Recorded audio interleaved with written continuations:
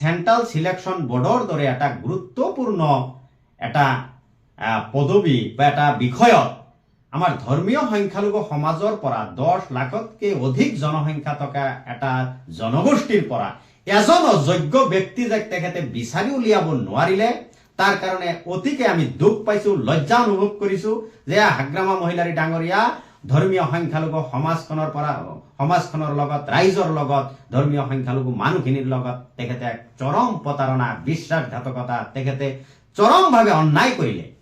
আসলতে central selection বোৰ্ডৰ জৰিয়তে বিটিসি অঞ্চলত বিভিন্ন পদবীবিলাক পূৰণ কৰা হয়। সেই গুৰুত্বপূৰ্ণ বিষয়টোৰ পৰা যদি মুছলমান মানুহখিনিক আঁতৰত ৰখা হয়, নিশ্চিতভাৱে জনগোষ্ঠীটোৰ কাৰণে এয়া এক বৃহৎ ক্ষতি। গতিকে আমি হাগ্ৰামা মহিলাৰী ডাঙৰীয়াক আহ্বান জনাইছো, অতি কম সময়ৰ ভিতৰত তেখেতে পুনৰাই ধৰ্মীয় সংখ্যালঘু সমাজৰ পৰা মানুহ বা ব্যক্তি সেই সেন্ট্ৰাল সিলেকশন বোৰ্ডত নিয়োগ কৰক।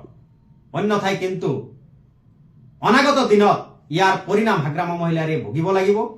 তেখেতৰ 17 বছৰীয়া কাৰ্যকালত যি অন্যায়, অত্যাচাৰ, প্ৰতাৰণা কৰিছিল, সেই কামৰে কিন্তু তেখেতে পুনৰাবৃত্তি আকৌ কৰিবলৈ আৰম্ভ কৰিছে।